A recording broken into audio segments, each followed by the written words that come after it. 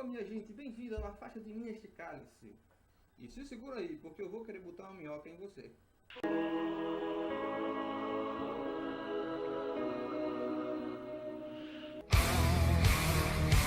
Como beber dessa bebida amarga, daquela dor engoliram a puta, mesmo calada a boca, resta o peito, silêncio na cidade não se escuta. De que me vale ser filho da santa? Melhor seria ser filho da outra realidade menos morta. Tanta mentira, tanta força bruta. Pai, afasta de mim esse cálice de vinho tinto de sangue. Para a gente discutir as mais variadas coisas, desde religião, política, sexo, dane-se, nós vamos falar de tudo. Se você não gosta de ter os seus pensamentos questionados, não assista esse vídeo. Eu vou querer lhe confrontar e você com certeza vai sair daqui aborrecido. E para começar, nós estamos lançando uma série chamada Absurdos da Religião, um especial em 5 vídeos para você acompanhar e ficar por dentro sobre os maiores absurdos que já aconteceram na religião e que acontecem até hoje em todo mundo. E esse nosso segundo vídeo vai se chamar Será que a fé é suficiente? Hoje nós vamos tocar num assunto bem delicado, onde a maioria das pessoas depositam a sua fé, que é o livro sagrado da sua religião. Nós partiremos da Bíblia, o livro sagrado que impera no Brasil. Será que você conhece a origem da Bíblia? Será que a sua fé é suficiente para fazer com que a Bíblia seja um livro verdadeiro? E no final do vídeo nós listaremos 5 questões que podem apontar se o livro sagrado da sua religião é 100% fiel ou não. É lógico que nós vamos discutir aqui, não vai tornar nada menos sagrado. Mas como a proposta do início do vídeo diz, pelo menos eu quero deixar uma minhoca em você. A linha de pensamento mais comum das religiões do nosso país é o cristianismo. Dentro do cristianismo nós temos algumas religiões, como o espiritismo, protestantismo, catolicismo, e ainda poderiam ser listados outros. Mas aí a questão é, o nosso cristianismo já seria uma boa escolha de uma religião para poder nos levar até Deus? Vamos pensar no seguinte. Por que o cristianismo poderia ser uma boa religião? Você pode dizer, não. Primeiro nós temos a Bíblia, é o livro sagrado, a palavra revelada de Deus, não é verdade? É lá onde nós vamos encontrar todas as respostas para as nossas questões e tudo mais. Sim, muita gente acredita nisso. Mas aí vamos ver o seguinte. Você conhece a origem da Bíblia? Você sabe aonde ela foi criada? Quem criou a Bíblia? Como criou e por que criou? Você deve entender que nem sempre os livros que nós vemos na Bíblia, os nossos 66 livros, sempre estiveram lá. Para começar, a Bíblia não era a Bíblia. A Bíblia é formada por livros sagrados de 2 religiões, né? A religião judaica e a nossa religião cristã.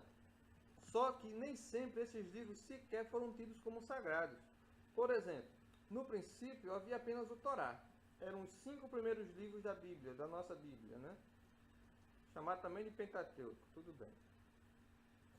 E, separadamente, haviam os livros das crônicas e os livros dos profetas, os profetas maiores e menores, e os judeus liam esses livros, né? E tinham eles como livros que ajudavam a lembrar da história do povo e que, até certo ponto, eram tidos também como sagrados, porque eram livros que foram escritos sobre circunstâncias específicas e que isso era muito valioso para o povo na época. Para falar a verdade, para o povo da época, quase qualquer livro era sagrado, porque livro não era uma coisa fácil de se fazer. E quando se tinha um, a coisa era guardada a 7 chaves. Posteriormente, após a morte de Cristo, foram escritos vários livros, cartas, para falar a verdade, mais cartas e coisas do tipo, os evangelhos, né? Os livros do Apocalipse. Digo livros porque não existe só um livro do Apocalipse, como também não existem só 4 evangelhos. Se a gente for pesquisar, nós vamos achar vários outros apocalipses, outros evangelhos, outras cartas, outras epístolas que foram escritas, e essas, por sua vez, não foram incluídas na Bíblia. A Bíblia, como nós a conhecemos hoje, ela só foi concebida após o surgimento da Igreja Católica. Para falar a verdade, no ato do surgimento da Igreja Católica. foi a Igreja Católica que montou a Bíblia dos 66 livros. E para um protestante isso já seria bastante estranho. Como ter como sagrado um livro que foi criado por uma instituição que, quer queira ou não, isso é comum em todas as igrejas protestantes. A igreja protestante, ela tem a Igreja Católica como uma besta descrita no livro do Apocalipse. Não é? A Babilônia, a grande Babilônia. Essa é a descrição, esse é o símbolo dentro da Bíblia para o protestante de Igreja Católica. A besta fera, né? Então, para um protestante já seria bem estranho carregar debaixo do braço um livro e chamado de sagrado, sendo uma vez que ele foi escrito pelo que eles chamam de besta fera. Preste atenção. E então, também já seria bem estranho para o católico ter a Bíblia como sagrada, se todo católico soubesse do real propósito para o qual a Bíblia foi criada. A Bíblia nada mais é do que uma compilação de livros, né, entre tantos outros. Como eu já falei, existem outros apocalipses, outros evangelhos e outras epístolas, outros livros de profetas do Antigo Testamento que não fazia parte do Torá, mas fazia parte da leitura cotidiana e dos israelitas. As cartas que foram escritas posteriormente para o Novo Testamento foram escritas sem a menor intenção de fazer parte de uma Bíblia, de um livro sagrado. Eram escrituras, eram cartas que eram trocadas de igreja para igreja. Qualquer escola bíblica dominical pode comprovar isso, tá certo? As próprias cartas já se colocam para que propósito elas foram escritas. Nada a ver com um livro de capa preta, nada a ver com uma Bíblia. Eram escritas para orientação de uma igreja para outra. Isso é indiscutível. E então o que ocorre? Lá no ano 300 após de Cristo, né, surge a Igreja Católica, guiada, fundada por um imperador romano chamado Constantino, o fundador da famosa Constantinopla. E Constantino, sendo um imperador romano, né, tendo sido Roma que matou Jesus Cristo, bem lembrado, Constantino acha por bem converter-se ao Evangelho. O Evangelho se encontrava na seguinte situação. O Evangelho, a seu início, a princípio, ele arrebatava uma grande multidão de pessoas pobres, escravos, pela essência da palavra em si, né? Ah, vinde a mim, vós que estáis cansados e oprimidos, eu vos libertarei, eu vos aliviarei, né? E coisas desse tipo era muito comum nas pregações da época, como ainda é até hoje. E então, esse tipo de pregação chamou muito a atenção do povo humilde da época, dos escravos, das viúvas, dos órfãos, e esse povo se chegou em grande massa para o Evangelho, né?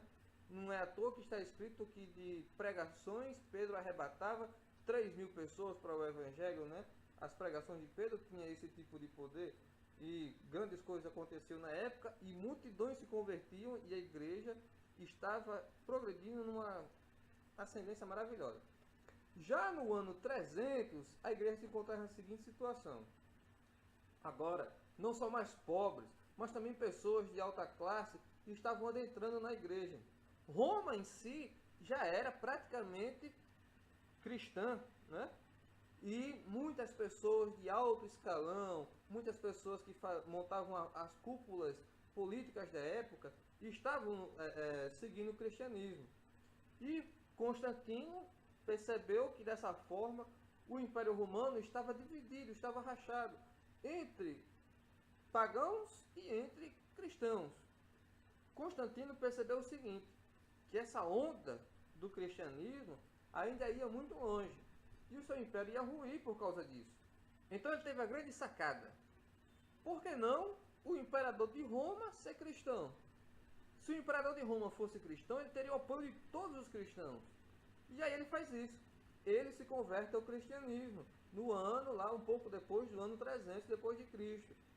E decide fundar uma igreja. Se o imperador de Roma é cristão, ele vai fazer uma coisa maravilhosa fundando uma igreja cristã.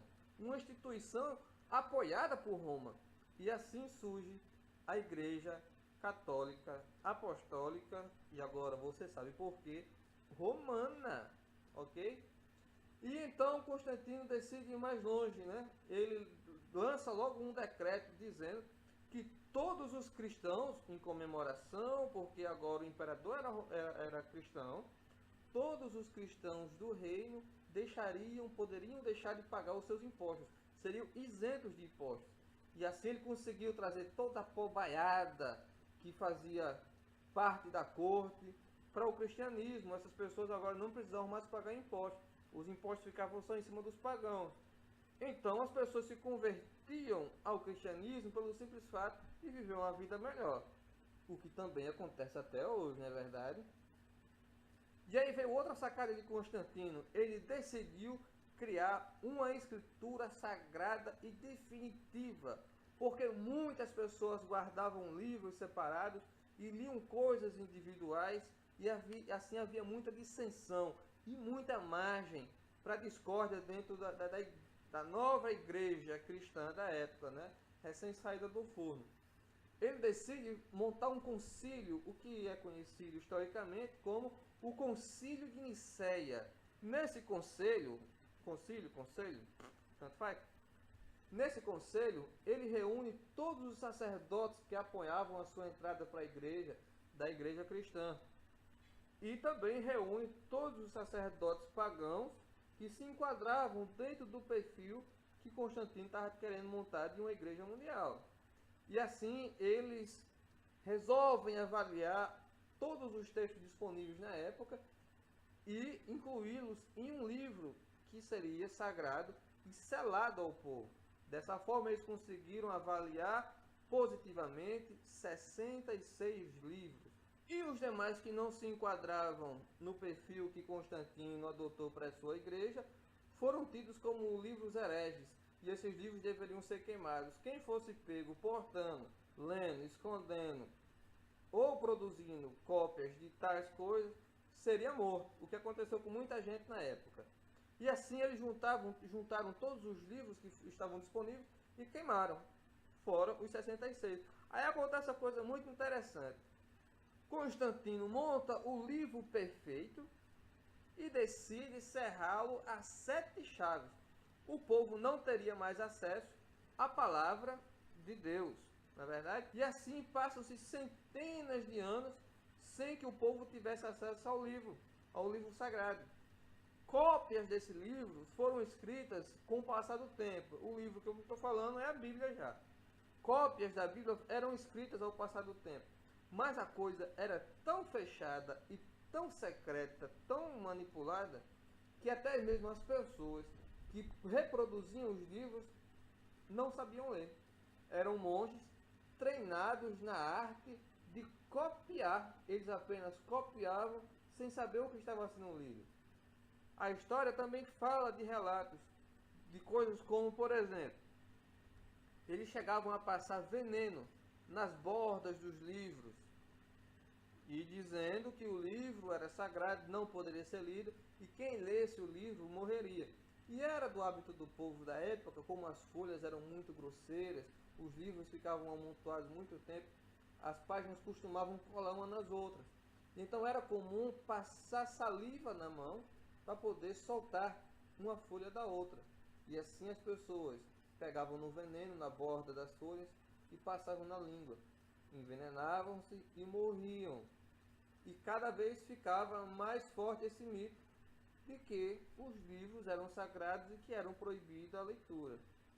Foi só com a aparição do sujeito Martinho Lutero que a coisa veio mudar muito tempo depois. Martinho foi a primeira pessoa a traduzir a Bíblia, já com seus 66 livros, na linguagem popular e dividir para o povo, né?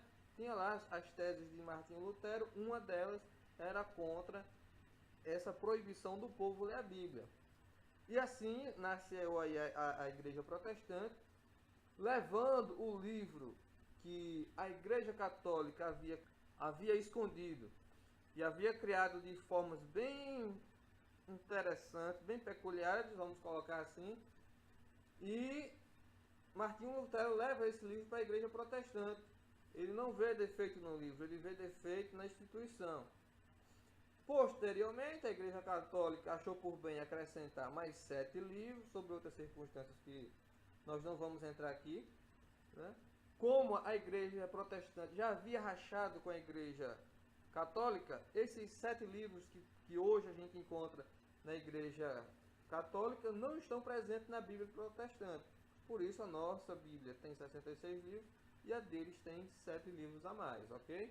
Mas aí a questão é, sabendo disso, de como a Bíblia foi criada, de quem criou ela e sobre qual propósito, nós podemos dizer que a Bíblia é um livro sagrado?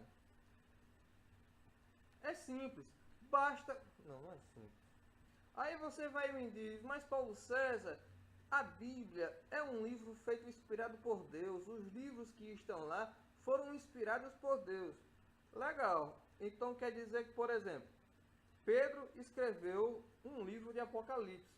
Deus revelou coisas, Deus teria revelado coisas para Pedro. As coisas que Pedro viu e testemunhou não foram inspiradas por Deus? Evangelhos foram escritos por outras pessoas, como por exemplo, como Maria escreveu um evangelho, Paulo escreveu um evangelho. Esses livros também não foram inspirados por Deus? É sacanagem, não é? É querer tapar o sol com a peneira. Porque esses livros existem. Eu aqui no meu computador, eu tenho pelo menos 1000 páginas de livros tidos como hereges por Constantino, pessoa pelo qual eu não posso guiar o meu senso de opinião, né? Não posso entregar o meu raciocínio na mão de um cara que nem Constantino. É só ver o que foi que Constantino fez na vida dele. Constantino era um safado, era um sanguinário, como a maioria dos imperadores romanos foram. Eu não posso colocar o meu ponto de vista na mão de um cara desse e dizer que os livros que ele queimou eram livros hereges, sendo quem foi que escreveram esses livros. Se os livros que Paulo escreveu, se os livros que Pedro, que João, que tantos outros escreveram, que Maria, mãe de Jesus, escreveu, né? Ou pelo menos falou para alguém escrever, não sei nem se a bichinha sabia escrever. Esses livros, se eles foram tidos como não sagrados, por que é que os livros que estão dentro da Bíblia seriam tidos como sagrados?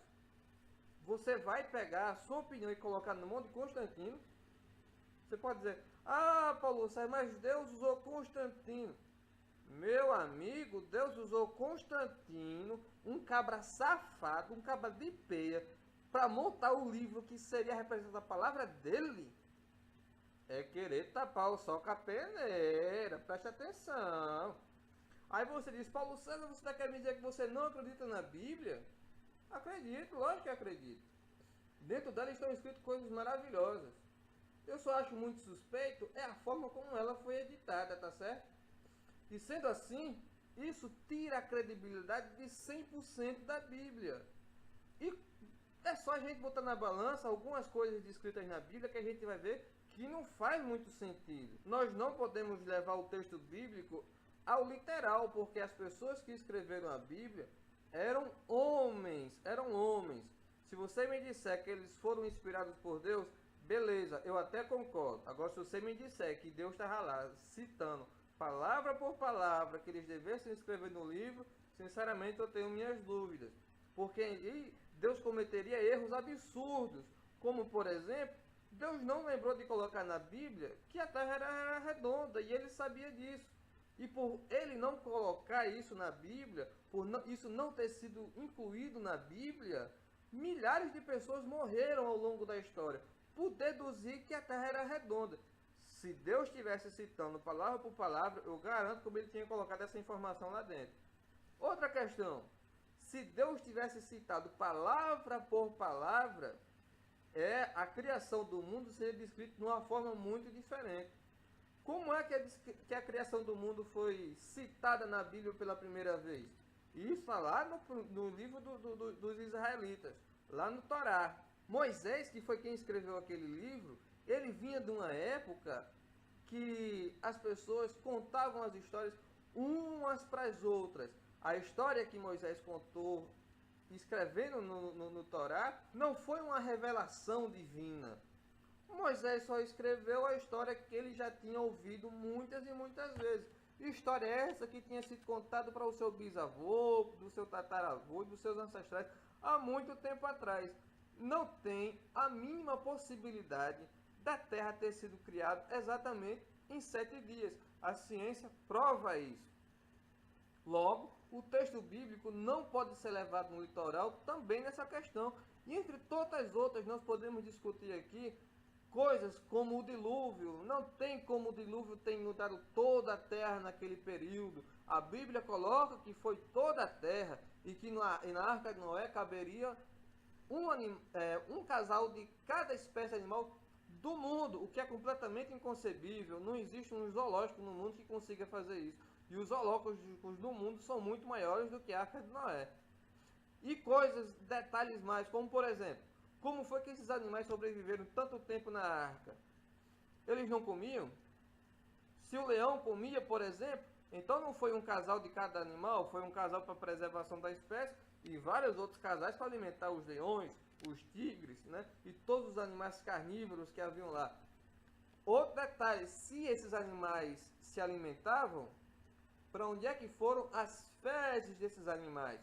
Porque a Bíblia diz que a arca era selada por dentro e por fora, com exceção de algumas janelas, coisas pequenas, onde Moisés poderia passar... Moisés não, Noé. Onde Noé poderia passar ali com a mão, que foi o casal onde ele soltou o corvo e a pomba. O resto era selado. As toneladas e toneladas de fezes que os animais produziam diariamente, para onde é que foram? E aí surgem 1001 desculpas para dizer o que poderia ter acontecido, né? Como, por exemplo, os animais podem ter hibernado. Nada contra os animais ter hibernado, nada contra de verdade. Mas se os animais hibernaram, isso é mais uma prova que Deus não pegou na mão de ninguém para escrever a Bíblia. Se os animais tivessem hibernado, eu tenho certeza que Deus tinha feito questão de colocar isso lá. E assim a gente vê que são muitas questões. E dessa forma, a Bíblia não pode ser levada no seu sentido literal. E ainda mais sabendo como é que ela foi montada, é pior ainda. Muito bem, é isso aí. Quem ainda quiser ter a Bíblia como um livro sagrado, santo, santo, santo, acima de todas as coisas, como a palavra de Deus verdadeira na terra, pode ficar à vontade, principalmente sabendo como ele foi montado. É a sua opinião e todos nós temos que respeitar. Porém, a minha opinião é diferente. E aí vão as 5 questões que podem apontar se o livro que a sua religião segue é 100% fiel ou não. Primeira questão: ninguém acha confortável discutir a origem do seu livro. Segunda questão: fatos científicos não servem para apoiar o seu livro. Terceira questão: você é incentivado a acreditar nele sem nenhum tipo de questionamento. Quarta questão: o seu livro é tão confuso que ele pode ser usado para apoiar safados, estrupadores e ladrões. E quinta questão: o seu livro, apesar de ser tido como sagrado, é amplamente comercializado e está deixando muita gente rica. E é isso aí, pessoal. Esse foi o nosso Afasta de Mim Esse Cálice. Se você gostou, aperta aí em gostei, que deve ficar ou nesse cantinho aqui da tela ou nesse outro aqui. Eu não sei muito bem porque eu nunca fiz esse troço na minha vida, tá certo? Até a próxima e eu espero que a minhoca tenha entrado. Como beber dessa bebida amarga?